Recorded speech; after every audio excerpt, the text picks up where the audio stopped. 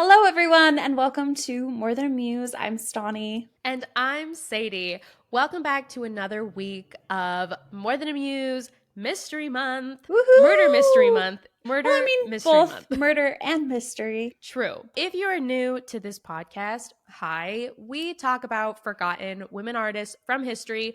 Also, if you are listening, we keep saying this at the very end of the episode. We are now putting the videos on YouTube, and maybe in a couple weeks, our setup's also going to be cute. So Yes, we're working we're on excited that. about that. So, YouTube watchers, bear with us. It will look Yeah. cuter than this in a little. Yes, we're working on it. But yeah, we're just excited to introduce more video. We've been doing this audio only for 3 years now. Yeah. You know, video is growing. We're getting more used to being on camera. We're Bear excited with us about it. as we learn how to be on camera as well. Yeah, that's true. But anyways, I'm really excited to continue our murder mystery theme for October with who I'm talking about today, which is Nancy Drew, but of course also the authors behind Nancy Drew. Did you read Nancy Drew growing up? Were you a Nancy Drew girl? I had to have read at least one or two, I'm pretty sure. I know that I didn't read the whole series, but how many books are there? Like 50 something? Yeah, there's a lot. I haven't read all of them. So like there's no way. But I knew who Nancy Drew was. And I remember mostly the movie with Emma Roberts. I was going to ask if you saw that movie. Yes, that's what I distinctly remember from my childhood, which, by the way, we will be doing a watch party of that movie this week, which I'm so excited for. Because I remember like loving the character in the movie. And apparently that movie was like rated really low. I know. I really liked it as a kid. I'm excited to watch it again because I'm curious if it really is bad. Yeah, no, that's like the true tragedy of growing older is going back and like remembering the movies you were obsessed with as a kid and then realizing that they're rated super low and that people didn't actually like them that much, because I thought Nancy Drew was an incredible film as a child. I know. I remember being sad that we never got another one because it just stopped. I know the CW picked it up and did a couple. Did you ever watch any of that? So I watched it in preparation for this episode. I wanted to watch a couple episodes. It was good. I liked it. I don't know if this is like a thing with CW shows, but the plot just got crazy. Yeah. They did a thing with Riverdale where they were able to like make it crazy but gradually. And so I think that's why Riverdale caught on.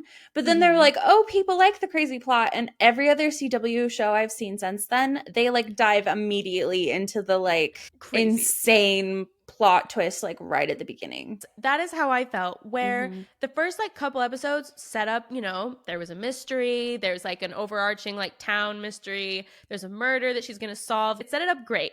But like by episode 7 in the first season, suddenly there were like magic coins from the Roman Empire.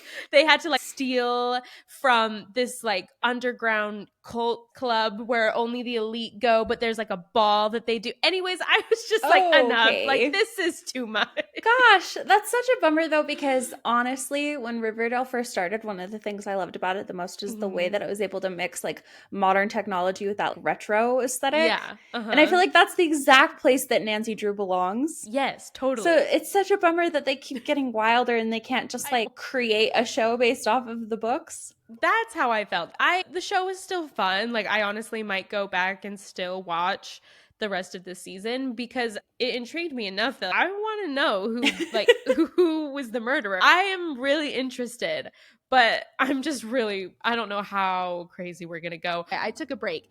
I loved the Emma Roberts movie as a kid, and I read a lot of the books as well. Like, whenever we would go to the library, the Syracuse Library was a reoccurring theme of my childhood. We would go all the time, and I would always get a Nancy Drew book. So I read a lot of them, actually. Well, I didn't get the Nancy Drew ones, but that was our library, too. It would stop on the way home from school. My mom liked it better than the Davis County one. Yeah, the Clearfield one, which they remodeled, so now it's better, but...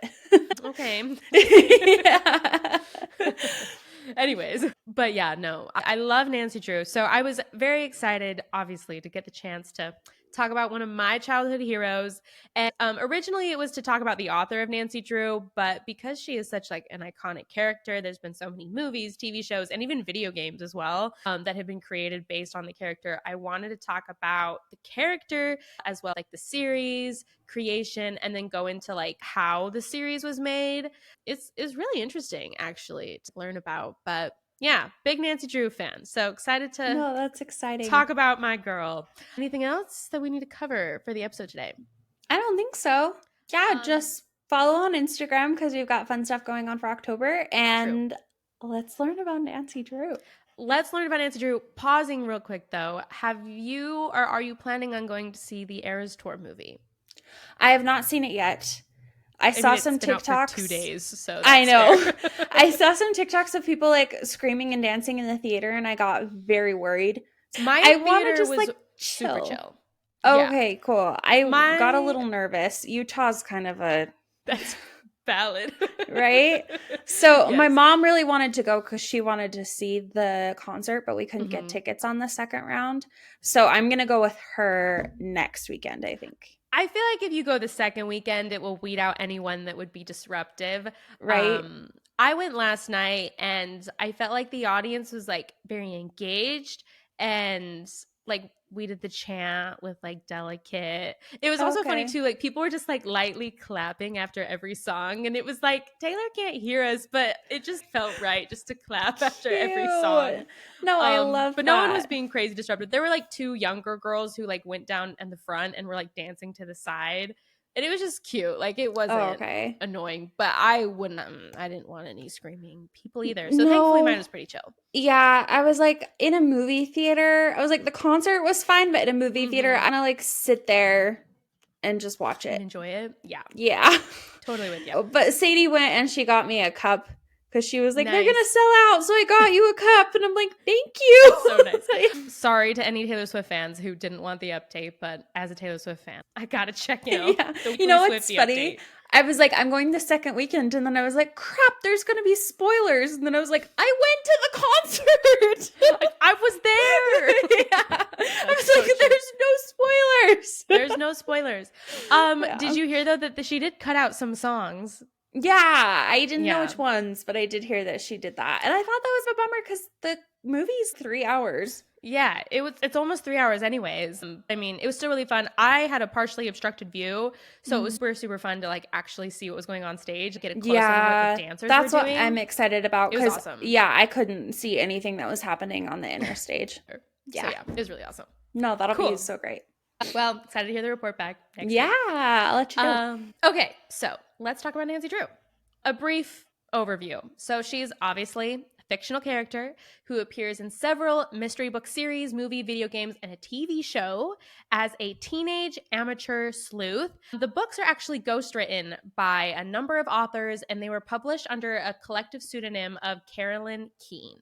So the character of Nancy Drew was created by the publisher named Edward Stratemeyer, and she was basically created as the female counterpart to his Hardy Boys series. Okay, that's what I wondered. I was like, did the Hardy Boys come before Nancy Drew? Yes, they were. Okay. They came first, and then also it was all by the same publisher. So once that was successful, I think he realized, oh, mystery novels for kids, they work really well. Let's make the female counterpart to it. Yeah. No, that's really cool. My brother read the Hardy Boys books, I think, a couple. Yeah, I don't think I ever did because I was like, I'm good. I got Nancy. Yeah. But, yeah, I knew about them. But the character first appeared in 1930 in the Nancy Drew Mystery Stories. And that series lasted until 2003, actually. Wow. And consisted of 175 novels. Okay. Which is a lot. So. Yeah.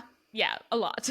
That is a lot of books. And I was surprised that, I don't know, like 1930, Great Depression time. I don't know. I don't feel like you hear of a lot of things coming out of the 30s because of what the world was going on. So, I don't know. Thought it was cool. And then it lasted until, 2003. So I'll talk about it later. But like later, the series kind of rebrands and it comes out as a different name. So they're still making Nancy Drew books just under a different name. But the original, like solid series. Yeah, 175 novels. Man. Crazy. Yeah, that's a lot of books. If any of you have actually read every single Nancy Drew book, will you please let us know? I'm so curious. I'm sure someone out there has. Yeah, I'm sure. Yeah. But yeah, they're fun. I didn't have time to reread it in preparation for this episode, but I do have a copy of a Nancy Drew book, and I tried to reread it a couple years ago. I will say that once I reread it, I definitely got the vibe of, oh, this is a children's story. It's like we talked about how it's like you grow up and realize the movies aren't as good as you remember, but it's more of just, oh, I'm just not the target demographic anymore. I'm an adult, so it doesn't hit as much, but it was still really good, and still love Nancy Drew. So the books fun. are great. Still check them out if you haven't read them yet. But about who Nancy Drew is as a character. So Nancy Drew, like I mentioned, amateur detective. She was actually originally depicted as a 16-year-old high school graduate, but was later rewritten as an 18-year-old graduate. And I'm imagining that's just because 16 was a little bit too young to be a high school graduate at the time. Do you think that's like the Great Depression kind of coming in? I'm wondering, yeah, if just at that time people maybe just graduated earlier, like how the schooling worked, that, yeah, you could be a 16-year-old high school graduate, but then like later that just didn't make sense to like not acknowledge why. And that's another interesting thing too, where it's like the main little tidbits of who Nancy Drew is, it remains the same basically, but there are just kind of like weird little slight changes, either when they go back and edit editions, or just over the span of 175 novels they would just change things, which is a little confusing. No, it's not as like consistent of stories, but at the same time, I think the idea of the Nancy Drew novels they're just a bunch of standalone mysteries. They're not necessarily books that you'd have to read in chronological order to make sense of. I mean, it's just that makes the character sense. Nancy. It's like Scooby-Doo episodes. Yeah. I guess like for some of those like crime shows, there is like an overarching theme, but a lot of those like Law and Order, Scooby-Doo, I can't think of another, like things like that. Like it's just about solving the mystery or reading the mystery of the individual book, even if, and it's the same character every time. That makes sense. So in the series, though, she lives in a fictional town of River Heights with her father, who's an attorney, Carson Drew, and they have a housekeeper named Hannah Gruen. As a child, she loses her mother. She was age 10 in the original versions, but age 3 in the later versions. Oh, so wow. That's another thing that they just slightly changed. Yeah. And her loss, the loss of her mother, basically makes it so her as a character is very independent. She runs her household with the housemaid, Hannah Gruen. Since the age of 10, basically, she is just, she's running the show. So I think that's like what grounds her as such an independent person. I don't know if they changed it later because they felt like 10 was a little bit too old to be that independent. So they were like, oh, maybe if she never grew up with a mother, that would make more sense. I don't know why they changed it, but they did. But also her housekeeper, Hannah, is like a mother figure to her. So that's a very close relationship to Nancy. As a teenager, though, she spends her time solving mysteries. Some she stumbles on, and some begin as cases of her father's. She's often assisted in solving mysteries by her two close friends that are her cousins, Bess Marvin and George Fane.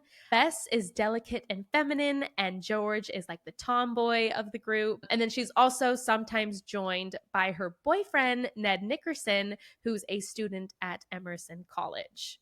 Those are all the same.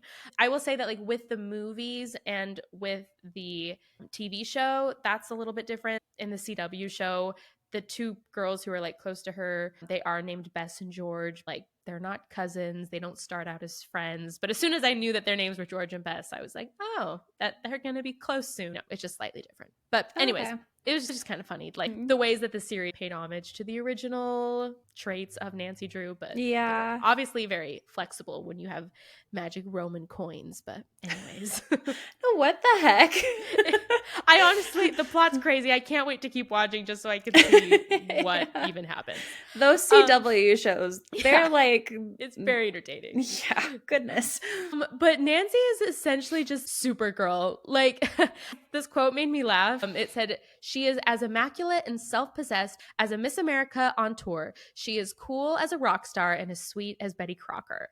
Oh, okay. I thought that was sweet and wholesome. I thought like if there was going to be maybe a criticism of Nancy Drew, it'd be almost like that she is a Mary Sue of just she's so naturally good at everything and everyone just loves her and she's just cool and nothing is difficult for her. I feel like if you're reading a story about like solving the mystery, I feel like that's a trope with the detectives. Like the detectives have to be very good at. There's a reason why they can solve these mysteries and put together all these clues, and it's because they are smart. No, that makes sense. Plus, like when you're a teenage girl, there's always somebody that you feel like is like that. Yeah. So it's like not that crazy for a teenage girl like book series to be like, oh yeah, she's just the person who's good at everything. She's just that girl. Yeah. Yeah. Totally. At 16, apparently she had studied psychology after and in school and was familiar with the power of suggestion and association. Nancy was a fine painter, spoke French, and had frequently run motorboats. She was a skilled driver who, at 16, flashed into the garage with a skill born of long practice. The prodigy was a sure shot, an excellent swimmer, a skillful oarsman, an expert seamstress, a gourmet cook, and a fine bridge player. And she brilliantly played tennis and golf and rode like a cowboy. Nancy danced like Ginger Rogers and could administer first aid like the Mayo brothers. There you go. Again, she's just a Renaissance woman. A Renaissance woman. A true American, like America's sweetheart through and through, to be honest. She could ace at a beauty pageant in a second. Yeah. Other funny things, Nancy never lacks money. Later volumes of the series, she often like travels to faraway locations. She's also able to travel freely about the United States, thanks in part to her car, which the car is a big part. It's a blue roadster in the original series and a blue convertible in the later books. I don't know if that was just maybe slightly adjusted to be like what was cool, what was cool in vintage time. Despite the trouble and presumed expense to which she goes to solve mysteries, she never accepts monetary compensation, but it is implied that her expenses are often paid by a client of her father's as part of the cost of solving one of his cases. So basically, because she helps her fathers do his like law stuff every now and then and solve the cases of his clients, that's how she gets paid to do it. Anyway, so I just thought that was like an interesting, like I said, she has no troubles, has no worries. And also, I don't think that's the point of the lore of Nancy Drew. They're not like, how does she do this? How does she financially live? Like, nope, she's just forever 18-year-old girl. Dad's a lawyer. Yeah, also super true. Yeah. like, you think we can figure that one out on our own. So valid. I love this quote. So, despite revisions, what hasn't changed, however, are Nancy's basic values, her goals, her humility, and her magical gift for having at least 9 lives. For more than 6 decades, her essence has remained intact. Nancy is a teen detective queen who offers girl readers something more than action-packed adventure. She gives them something original. Convention has it that girls are passive, respectful, and emotional, but with the energy of a girl shot out of a cannon, Nancy bends convictions and acts out every girl's fantasies of power. I like bringing in the fact that it's like she's independent. She travels the world. Like she drives herself to different locations. She's not afraid to do that. Like she's not afraid to put herself in those situations. I don't know. I thought that was like a cool like way to describe that and give credit to the character of Nancy Drew. Yeah, it really is such like a teen fantasy. Like whereas an adult you look at it and you're like, that's not realistic.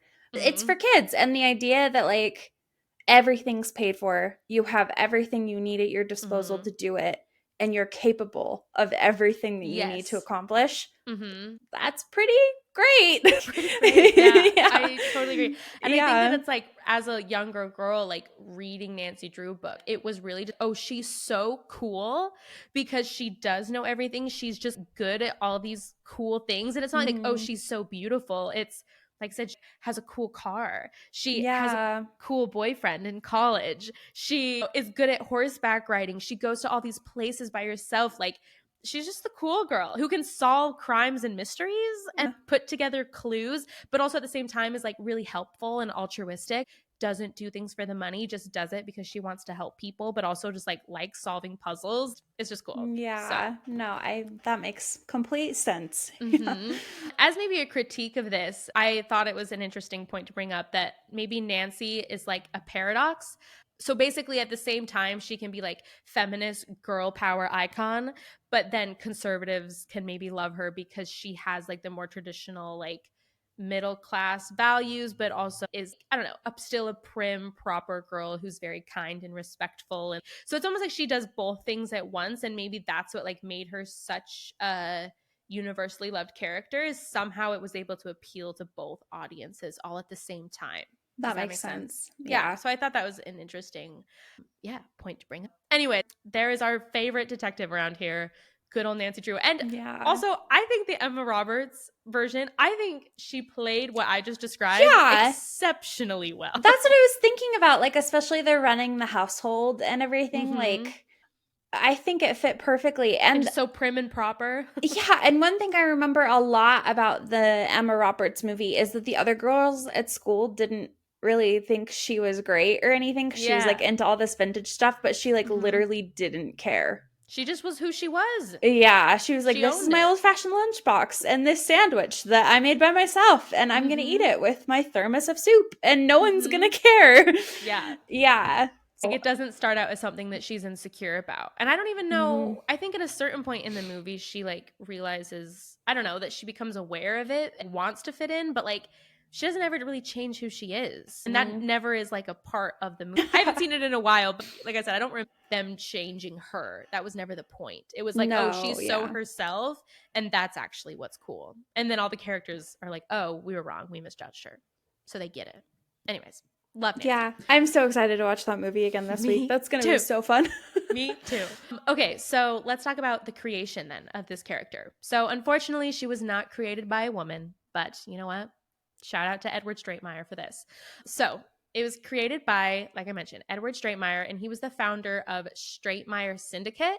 In 1926, he created the Hardy Boys. And the first volume of that was published in 1927, which was a huge success. So he decided to create a similar series for girls, which featured an amateur girl detective as the heroine. While Stratemeyer believed that a woman's place was in the home, he was aware that the Hardy Boys books were popular with girl readers and wished to capitalize on girls' interest in mysteries by offering a strong female heroine. So, you know what?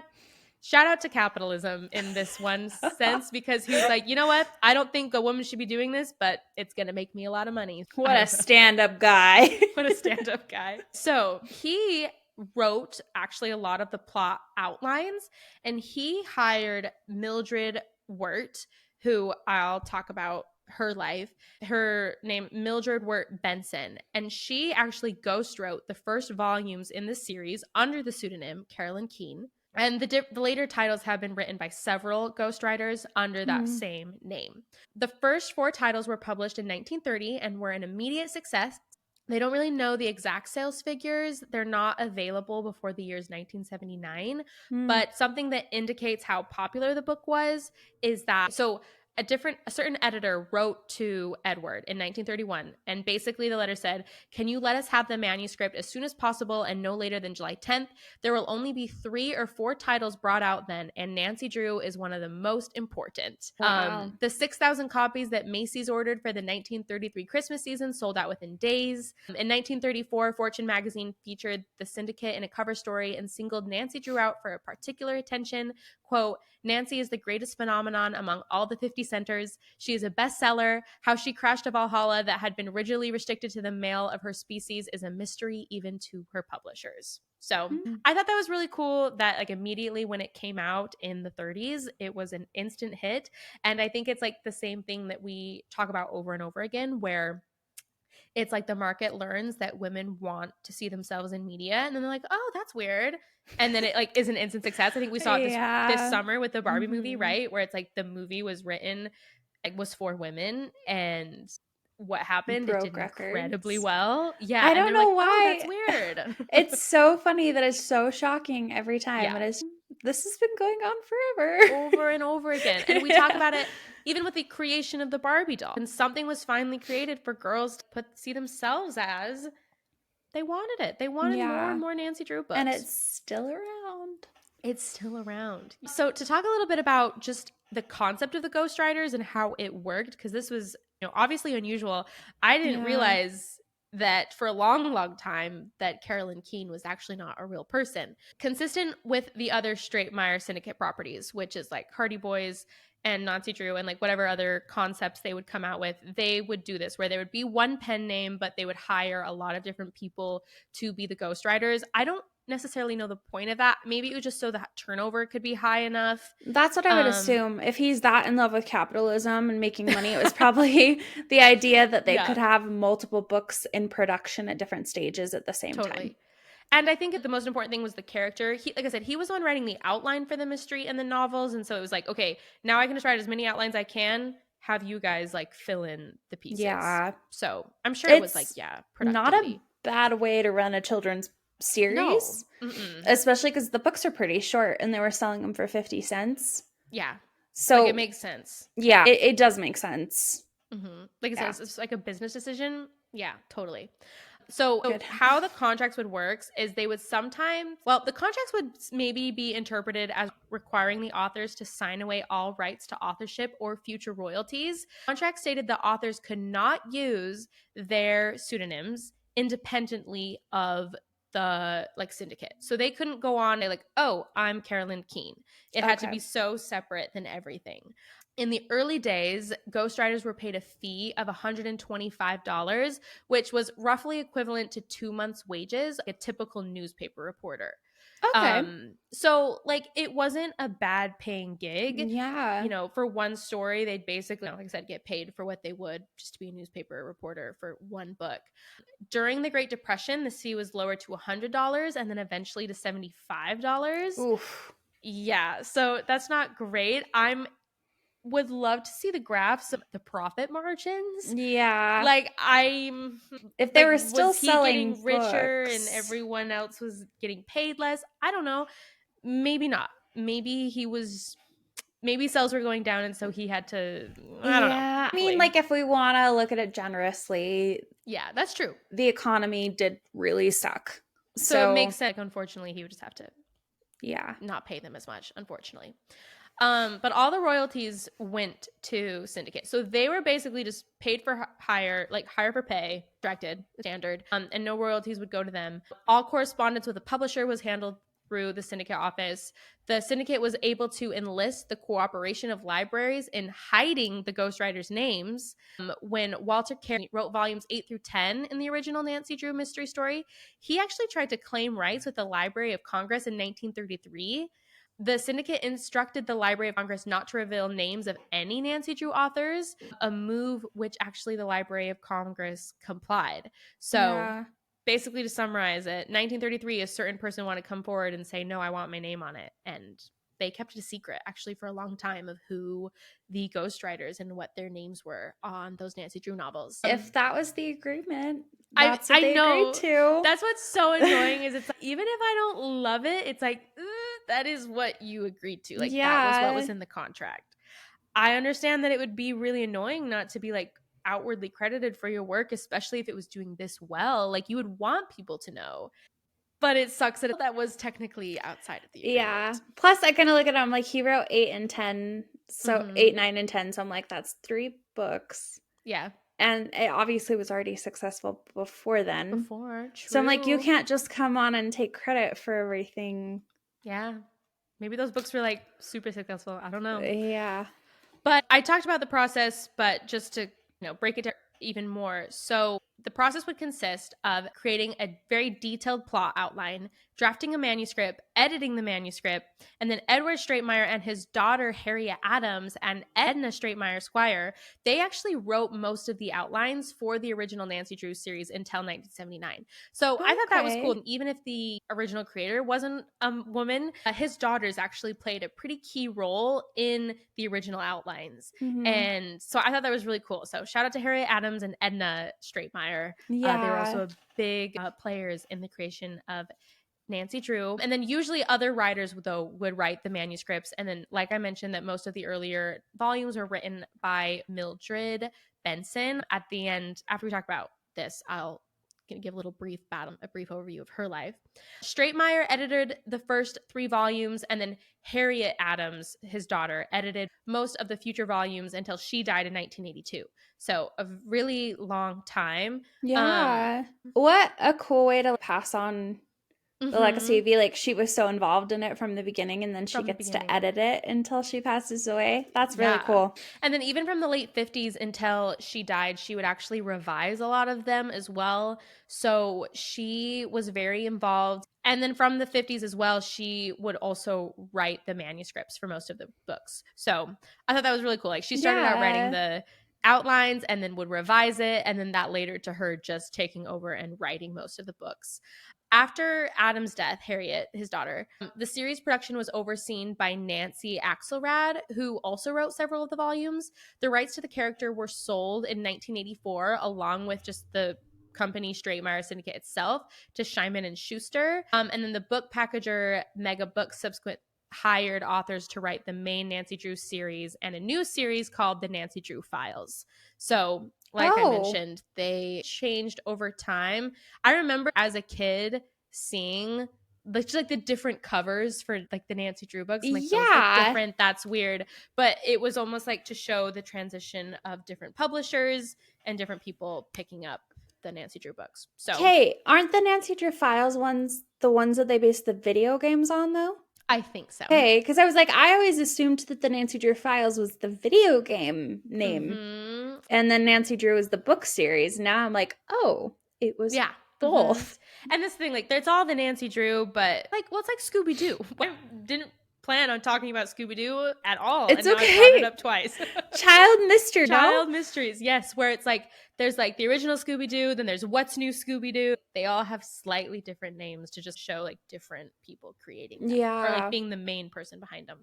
No, that makes sense. But so there were a couple legal battles. So 1980, Harriet Adams, like I mentioned, they switched publishers to Simon and Schuster, because at a certain point, there's a whole history that I could go over. But so before that, though, apparently Grosset and Dunlap, she didn't like them because they didn't really publicize the Hardy Boys' 50th anniversary in 1977. So she didn't like that. So she moved publishers to Simon and Schuster. Grosset and Dunlap filed suit against the syndicate and the new publishers, Simon and Schuster, citing a breach of contract, copyright infringement, and unfair competition. She filed a countersuit claiming the case was in poor taste and that as the author of the Nancy Drew series, she retained the rights to her work. Although she had written many of the titles after the 50s and edited them, she claimed to be the author of all of the early titles. Oh, no. As I mentioned, she apparently, though, she had rewritten some of the older titles, maybe even all of them, but she obviously was not the original author. So because of this is when the names of the original ghostwriters became public, because they had Mildred Benson come to testify in court about her work for the syndicate. And she had to like basically like say, yeah, I did play a role in writing the manuscripts of these. And this, of course, contradicted Harriet's claim to authorship. So the court ruled that Grosset had the right to publish the original series as they were in print in 1980, but that they did not own the characters or the trademarks. So then furthermore, any new publishers chosen by Adams were completely within their rights to print new titles. So basically, I wonder if that's also why the names changed for future, because they were able to say, no, we own these books, but they also don't own the characters. And a lot of it was because they were able to prove that Harriet Adams actually did not write the books. And that's when all of the ghostwriter names became public. Because like I mentioned earlier, the Library of Congress said, okay, yeah, we can make it a secret. We don't have to make this public. But then because of this court case, it became totally public. And that's why we know publicly about Mildred Benson and that she was the one who wrote it. So isn't that crazy? That is really insane. Oh, man. Like, Harriet, you can't lie about things. People will know. I know, like they'll figure it out. Yes. So moving forward, did Simon and Schuster get to move forward with the Nancy Drew series then? Yes, because they owned the characters and the trademarks. So then it basically made it so they could publish things using the character, but that it still made it so that the old publishers had the right to publish the books still up until 1980 because they owned the publishing for that. Gotcha. So they owned all the stop them previous from doing ones. Anything else. Yes. That I don't makes know sense. how long they like maintained that publishing, but the court kind of ruled in their favor that they had the right to publish the original series. Yeah. So, wow. Yeah. What a crazy thing. Love it when court cases make their way into these podcasts. Who would have thought? I know. It's so interesting. But anyways, I want to talk about the cultural impact then of Nancy Drew. Like I mentioned, it was an immediate success of the series, and it led directly to the creation of numerous other girls' mysteries, such as the Dana Girls Mystery Stories and the Kay Tracy Mystery Stories. I didn't read the Kay Tracy. I actually do think I did read the Dana girls. I recognize that. And what I thought was cool too is like many prominent and successful women cite Nancy Drew as an early formative influence whose character encouraged them to take on unconventional roles, including the U.S. Supreme Court Justices Sandra Day O'Connor, Ruth Bader Ginsburg, and Sonia Sotomayor. So I thought that was cool. That's so cute. I know. Also, TV personality Oprah Winfrey and Barbara Walters, singer Barbara Streisand, and other just like women mystery authors Sarah Paretsky, Nancy Pickard, Carolyn Heilburn, actresses Ellen Barkin and Emma Roberts, but that makes sense. And then also former Secretary of State Hillary Clinton and the First Lady Laura Bush. That's so adorable. I thought that was like those are like pretty prominent names. On if you don't both know all sides, of them, know most of them. Yeah, so. On all sides of the political spectrum. And so yeah, it brings up the fact that like they made her so she could cater to everyone, basically. I think there's like a beauty in that. Like a lot of people would be like, oh wow, what a way to amplify her so that everyone likes her. But I think that there's something important in every single girl, no matter what like household she comes from, being able to look at someone as an example. Like that's pretty cool to be able to do that. Or like making it so that it's like it's not offensive to a certain side, so then therefore then it's not, oh, you can't read that because that's gonna like poison your mind of women having rights. So it's like, they're not gonna ban the Nancy Drew books from schools. Which, that's a whole other conversation of that they shouldn't, but blah blah blah blah. We don't need to talk about that right now. That's a later episode. That's a future episode. We'll talk about that more. But what I thought was cool is that the books are still successful. And granted, this is a stat from 2002, so this is 20 years ago, but that's still 70 years after the first book was published. So in 2002, the very first book that was published is called A Secret of the Old Clock. In the year 2002, it sold 150,000 copies alone, which still made the top 50 ranking in children's books. And other books in the series sold over 100,000 copies each. And then sales of the hardcover volumes of the original Nancy Drew series alone has actually surpassed sales of Agatha Christie titles. Which, shout out to last week's episode. We talked about just how popular and how many books sold. And that is not a loose accomplishment. That's a really big accomplishment. Yes. I don't know how like popular they still are. Like I said, that's from 20 years ago, but even still, the fact that it was able to in this century still be so prominent.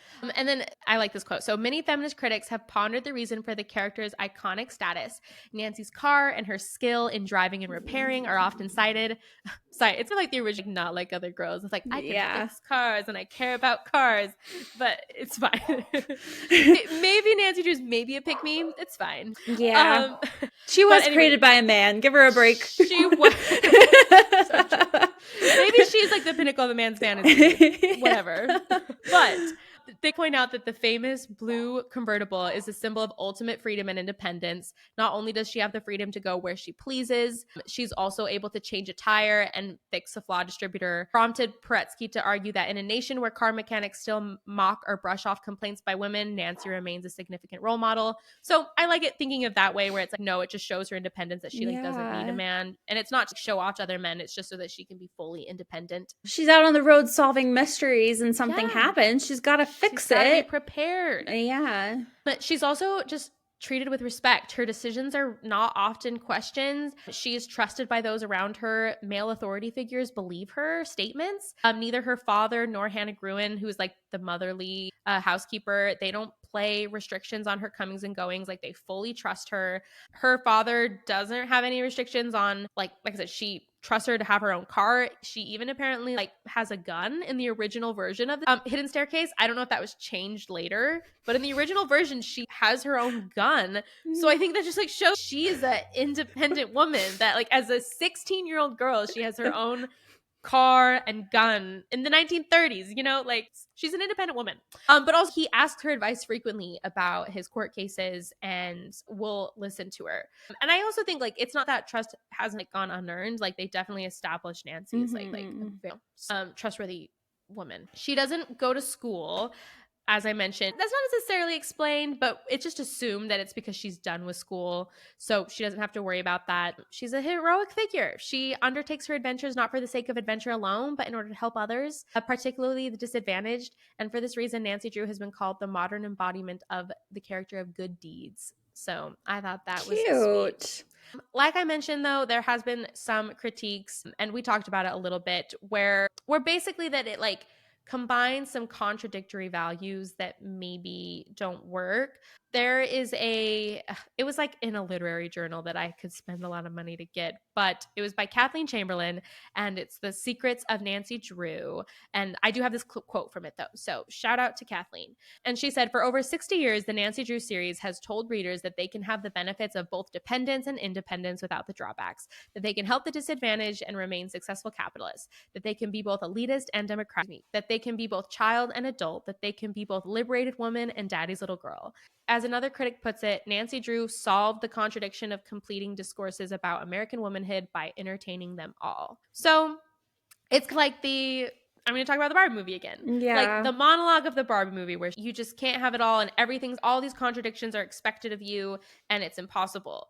But Nancy Drew said, I am all the contradictions and it works. The critique of that is like, but is that actually possible? And if you show people that it's possible, then do they feel guilty that if they actually can't actualize that in the real world? It's not possible. Of how we live. She is a fake character. But you know what? I think it can be an ideal. Yeah. I think as long as you recognize that and don't put that same pressure on yourself. Yeah. Like some people, though, they can embody multiple different contradictions successfully. I don't think you can do all of them. Yeah. But I think it's possible to have things about yourself that contradict in a similar way. Yeah. Where you're like, oh, like I'm more of a tomboy, but I like girly things. So, like there's ways that you can be multifaceted. And yeah. And also like we want women in media to be multifaceted. We don't want them to be one lane only. I think it's more of just, like I said, it's like you can be liberated, but not liberated. You can be this, but not. It's like, just maybe acknowledge the ways that it's like, that's fair. Actually hard to be everything. And it's hard though too, because then I'm like, but you don't want to. The thing I really love about Nancy Drew, she doesn't fall into those repeated tropes. Yeah. That they so often throw women into, where we'll be like, oh yeah, she's like the cool girl, but then like she's not though, because she's not like the complete embodiment of the male fantasy, so it's like it's refreshing to like, I think especially for teenage girls, someone who they're able to relate to because she is everything. She is everything. Yeah. And also like the things she's good at is not just like traditionally feminine things or traditional and masculine things. She's good at everything. She's just good at everything. But true. But yeah. That's funny. Yeah, I lost my train of thought. But like, I think that's healthier than a stereotype sometimes. Yes, exactly. I agree with that.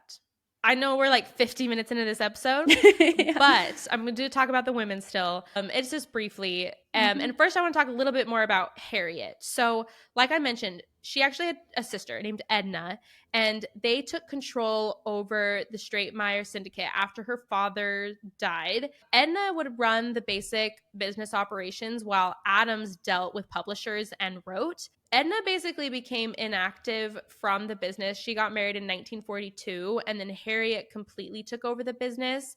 What I think is really cool is Adams is credited with keeping the syndicate afloat through the Great Depression and with revising the two most popular series, Nancy Drew and the Hardy Boys, in the 1950s and then in the 1960s. And then also she revised them and removed stereotypes and streamlining plots and characters. So I thought that was cool that like she recognized, okay, I don't know what stereotypes were originally there, but in the 50s and 60s, she brought them back, revised them. I'm like, we talked about how there would be changes. I'm imagining that that's when she was like, nope, she was actually 3.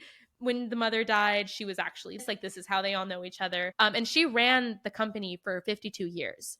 So that's incredible. That, just wanted to shout out the fact that like she is the reason why these characters are still known and have cemented themselves into culture, so shout out to Harriet Adams. Unfortunate that she lied, but you know what, I can maybe understand that it's like if she's the one who ran this company, revised these, like of course she was very proud of it, like it felt like hers.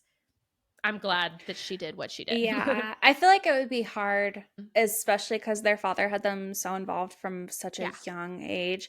Like she probably didn't feel like she was responsible for every book Especially if she was doing the outlines and then went back and edited the original versions anyway. Yeah. It is the wrong assumption, but I can see where it comes from. I can be sympathetic to it. Yeah. Yes.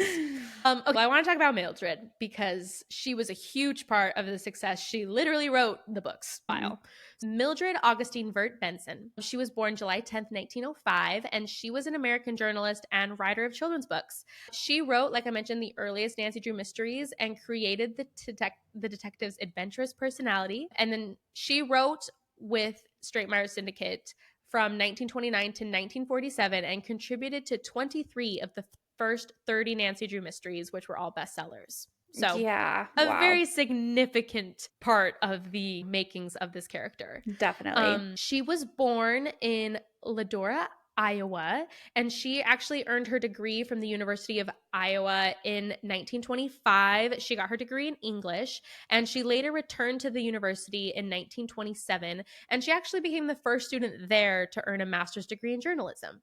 Oh, cool. Yeah, paved a way. She began her career selling short stories to magazines at St. Nicholas and Lutheran Young Folks. During her college years, she worked at the Daily Iowan under editor George Gallup.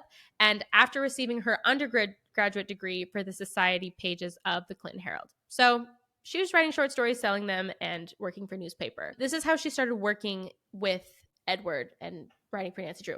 So in the spring of 1926, Edward Straightmire wrote an ad looking for ghostwriters for his company. She applied, mentioning that she had plans to move to New York City, where the offices were located. At his request, Benson sent Straightmire some of her work, and he was impressed. So she vacationed to New York, and that's where she met him in July, and she was offered to undertake what was called the Ruth Fielding series under the pseudonym of Alice B. Emerson. She wrote Ruth Fielding and Her Great Scenario, and Edward Straightmire credited Benson's writing for reviving sales for the Fielding series. So just immediately on, she was doing amazing work for their company. Yeah. Syndicate ghostwriters, like I mentioned, that they would take the outlines from Straightmire. And after her initial meeting with him, she actually never met him again. The work was just done through correspondence of sending her the outlines and then she doing the manuscript and sending it back.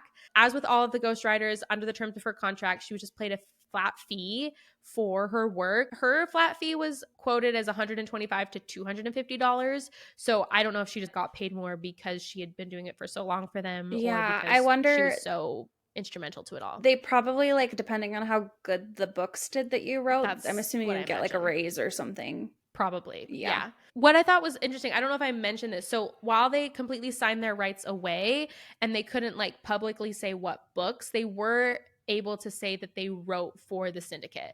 Okay. So they could say that they were a writer for them, but but they weren't allowed to use the pseudonyms or anything like that. So I thought that was like interesting. So at least you could, you didn't have to hide the fact that you were a working author, you know? Yeah, no, that makes sense. Be like, they would know what that publishing company made and be like, oh, she might be a writer on those books. You're like, what are you doing? I'm not going to tell you. Don't look at me. Don't. Yeah. Totally. No, that makes sense. That would be a really hard thing to hide, especially because then your paychecks are coming in and you're like, none of your business. Yeah. So they weren't like sworn to secrecy or anything crazy. Good. They just couldn't reveal the books that they wrote or whatever. Oh man. Makes sense. Yeah. So 1929, like I talked about the creation, but he developed a new series of detective novels with Benson in mind, though, for the ghostwriter. This is funny. He actually originally titled the heroine Stella Strong. Huh. I know. But then when he sold the series to that original publisher, Grosset and Dunlap, who was the one in the court case. Yeah. They went for a different name, Nan Drew, but then they linked the name to Nancy Drew. Straightmire sent the outlines of the first 4 novels to Benson, and she actually is like the one, like I said, who developed her personality, like a spunky personality had a daring, adventurous spirit. She wanted to what I love this is that she sought to make the heroine an unusually liberated woman for her time. She later said about the original books, quote, "I always knew this series would be successful. I just never expected it to be the blockbuster that it has been. I'm glad that I had that much influence on people." I love that. She just seems to be just like so grateful for this. After finishing work on the book that was called The Mystery at Lilac Inn, and only a few weeks after the launch of the series. Oh, I forgot to mention this. So the series launched, and then 3 weeks later, apparently, like, Edward Stratemeyer dies. And so basically when Harry Adams took over the company, it was immediately after. Yeah. So very tragic. I don't know what happened, but I didn't properly so he really give wasn't Harry Adams credit. Entirely that involved in Nancy Drew then, other than the idea and the original. It was a lot of it of Harriet and Mildred. So yeah, I guess that totally changed things. I can't believe I forgot to mention that. So you're good. Big detail. But including the terms of his will, all syndicate, including Benson, were sent 1/5 of the equivalent of the royalties the syndicate had received for each book series to which they had contributed. So I thought that was cool that in his will he did make sure that the ghostwriters were taken care of. Harriet Adams and Edna Stratemeyer initially attempted to sell the company as per his wishes, but they weren't able to find a buyer due to the Great Depression. And so that's why they just continued the work. And then they kept the correspondence with Benson. So again, I think they were just writing to each other and writing these books. Apparently, she briefly quit the Nancy Drew series, but she continued writing the Fielding books until the series was canceled by its publisher in 1934, and then she returned to Nancy Drew, and then they convinced her to write the Kay Tracy and the Dana Girls series that they developed. The Dana Girls also used the Carolyn Keene pseudonym and has been written by the Hardy Boys ghostwriter Leslie McFarlane until he quit following the initial 4 books. Gotcha. So they were like, please come back and write Nancy Drew and also write these 2 characters that we created as well. But she continued writing for the syndicate until the early 50s. Then they underwent management changes. In 1959, that's when Adams, Harriet began revising and updating the Nancy Drew books written by Benson. And then I guess Harriet made changes to Nancy's personality that had been crafted by Benson that made her less assertive and spunky, which I thought was interesting. And then 20 years later, like I mentioned, they called her to the stand during a lawsuit, and then her testimony revealed her identity to the public as a contributor. Oh, this is cool. And I think just like the timing of everything been really well, because in the 70s, they created a TV show for the Hardy Boys and Nancy Drew. And then that was like right before the time that it became public of who she was. So she just got a lot of publicity for this, which I think's cool. In 2001, Benson received a special Edgar Award and the Mystery Writers of America for her contributions to the Nancy Drew series. So I thought it's nice that like later in her life, she got the flowers she deserved once everyone understand that's who it was. Benson's favorite Nancy Drew story was The Hidden Staircase, the second mystery in the series, and apparently whenever asked, she would gladly autograph copies of the Nancy Drew books, but only the titles that she actually wrote. I love that. That is so classy. I know. To be like, I can't do that one. I didn't write that. I think it's so classy. Like everything I read about this woman, I was like, I just love everything. Just seems so graceful and classy with everything. She did write a little bit more though. In addition to the other like characters that she would write with Stratemeyer Syndicate, she wrote other series both in her name and in other pseudonyms from the 30s to the 50s. She ultimately wrote under a dozen names and published more than 130 books. Holy crap. Yeah.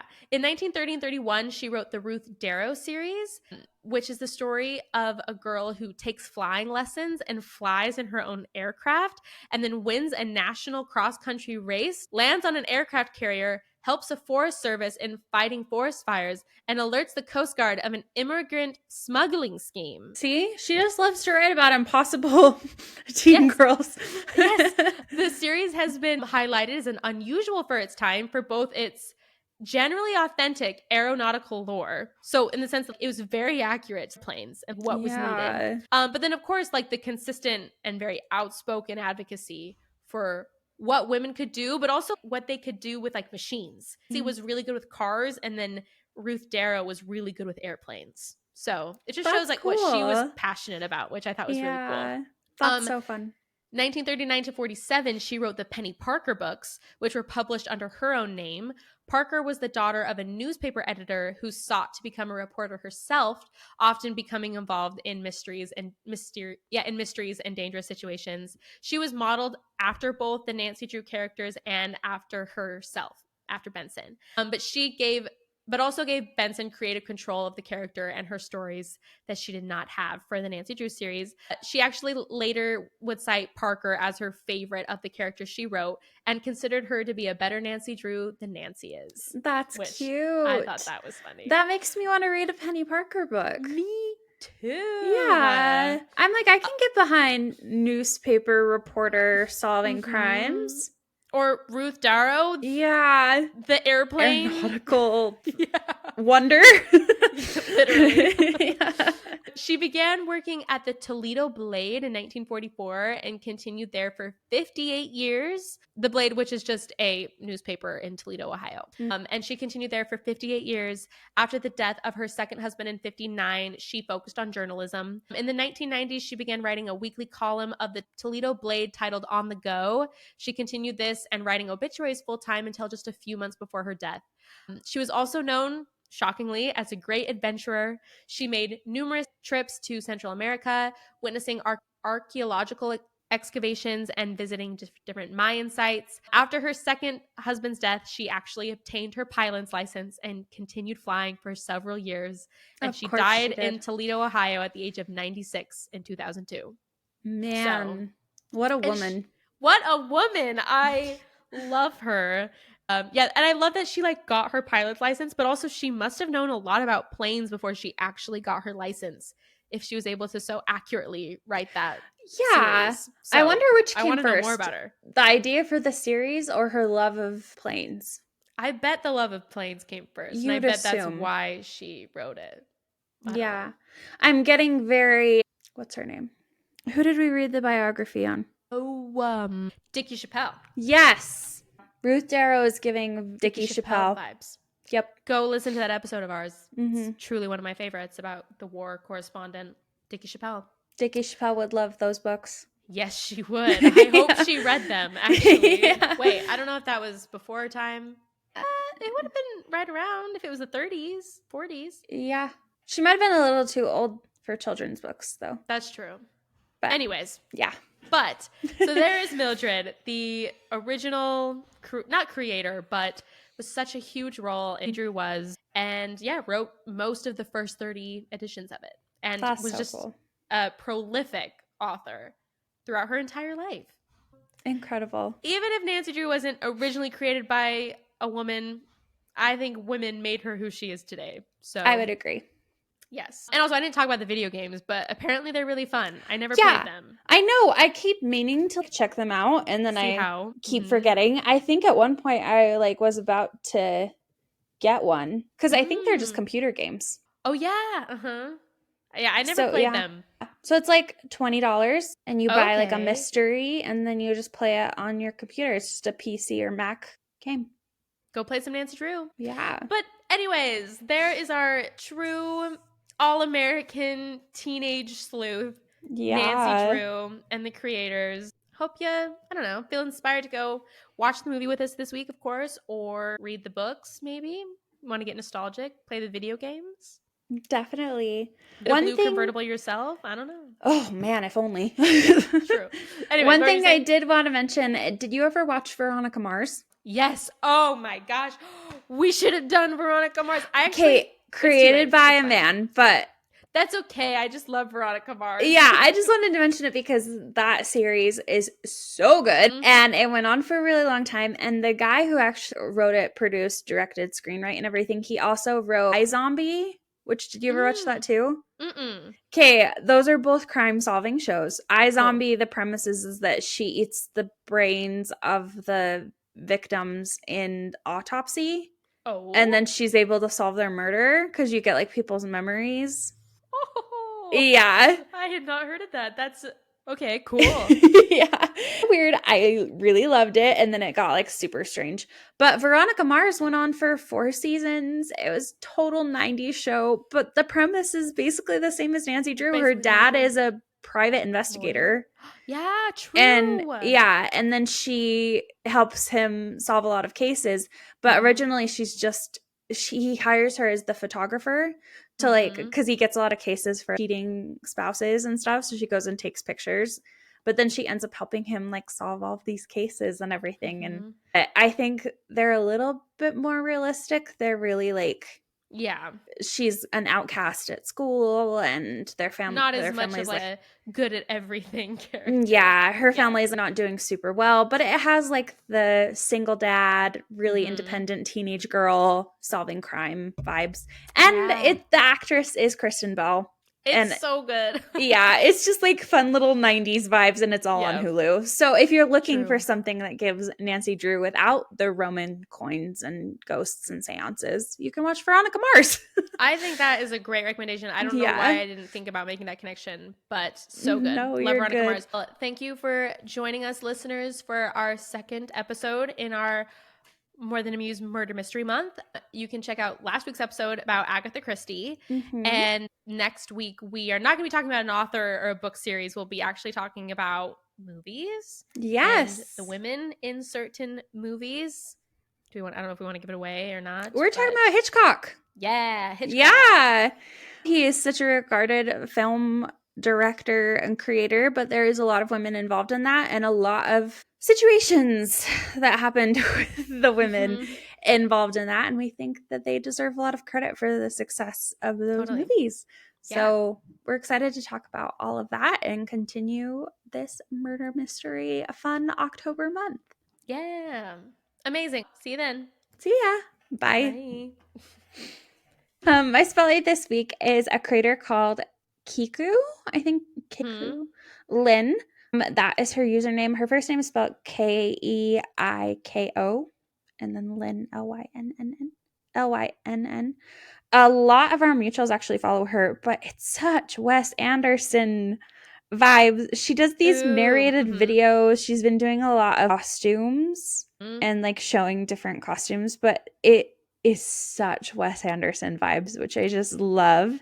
And then she has this British man narrate a bunch of them, which I think is fun and makes it more like a movie or something, because like she's not the one doing the narration. So definitely go check her out. It's just cute and vintage inspired and adorable. Her thing is vintage style beauty interiors and DIY, and just very cute. Like, definitely I love it. The sweetest little videos to check out. And I love when like our Halloween content is also like fun, and like girly and cute, and not just like spooky and everything. Not just like blood, guts, and gore. Yeah. So I think she's a fun one to watch. The fun, girly Halloween content, and not the spooky, scary Halloween content. Totally. Cool. My spotlight is Kira Cyan Ritgers, I believe. It's the actual username is KIRACYAN.design. She's an artist. The one that showed up on my Explore page was, I guess since this will be on YouTube, I'll show it, but it's this little skeleton, little couple that says, "Our souls didn't meet by accident," and the caption's like, "Till death and beyond." But yeah, it's just a lot of adorable designs, and obviously 'tis the season, so she's doing cute little spooky ones. She has prints and stickers online that are all adorable and not just spooky, but there's some spooky ones. So yeah, you can go shop her whole store. Stickers, prints, it's all adorable. Yeah, these are very cute. I like how we both chose like vintage inspired ones for Nancy Drew. That feels very fitting. Feels right. I feel like Nancy Drew would like these. Yep. Perfect. Cute. Cool.